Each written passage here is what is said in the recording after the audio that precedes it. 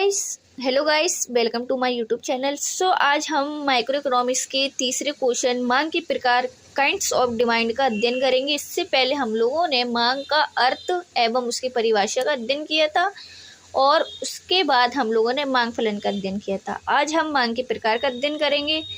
अब हम चलते अपने आंसर की तरफ। किसी वस्तु की मांगी जाने वाली मात्रा मुख्य रूप से 3 बातों पर निर्भर करती है।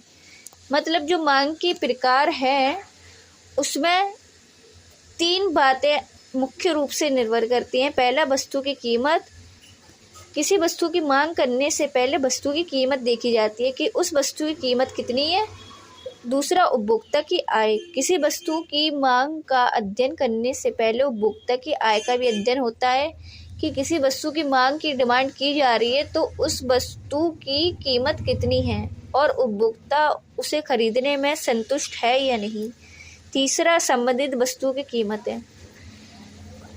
एक वस्तु को खरीदने से पहले अन्य वस्तुओं की कीमतें भी देखी जाती हैं कि उपभोक्ता जिस वस्तु को खरीद रहा है उस वस्तु में उसे अधिक संतुष्टि मिल रही है या दूसरी अन्य वस्तु में, क्योंकि जिस वस्तु की कीमत सबसे कम होती है और उपभोक्ता को उस वस्तु में ज़्यादा संतुष्टि मिलती है, उपभोक्ता वही वस्तु खरीदता है।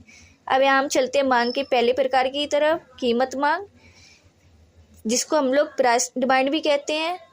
अन्य बातें समान रहने पर कीमत मांग वह मांग है जिसे एक उपभोक्ता एक निश्चित समय में विभिन्न कल्पित मूल्यों पर खरीदने को तैयार रहता है। मतलब किसी वस्तु की मांग निश्चित होती है और उसे उपभोक्ता हर कीमत पर खरीदने के लिए तैयार रहता है। दूसरा, आय मांग, इनकम डिमांड। आय मांग का अभिप्राय वस्तुओं और सेवाओं की उन मात्राओं से लगाया जाता है जो किसी समयावधि में अन्य बातों के समान रहने पर उपभोक्ता अपनी विभिन्न आय स्तरों पर क्रय करने की तत्परता दिखाता है। मतलब किसी उपभोक्ता के कुछ प्रॉब्लम हो जाती है या फिर वो किसी ऐसी दुविधा में पड़ जाता है जिसका एक निश्चित समय होता है और माँ उसको अपनी आय हर कीमत पर निश्चित करनी होती है और अपनी आय का क्रय करना होता है। अब यहाँ हम चलते अपनी तीसरी मांग पर, आड़ी या तिरछी मांग, जिसको हम लोग कहते हैं क्रॉस डिमांड। किसी वस्तु की आड़ी मांग उस वस्तु की उन मात्राओं को बताती है जो उपभोक्ता एक निश्चित समय में उस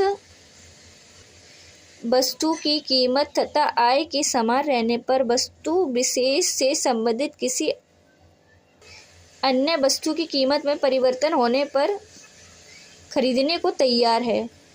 मतलब जब किसी वस्तु की मांग में गिरावट होती है और अन्य वस्तुओं की मांग में बढ़ोतरी होती है, तो जिन वस्तुओं की मांग में गिरावट होती है उन वस्तुओं में उपभोक्ता क्रय करने में ज़्यादा संतुष्टि पाता है। आज हमने मांग के प्रकार का अध्ययन किया। अब नेक्स्ट क्वेश्चन में हम मांग के नियम का अध्ययन करेंगे। अगर वीडियो पसंद आई हो तो वीडियो को लाइक करें एंड चैनल को सब्सक्राइब करें। Please support me. Thank you so much.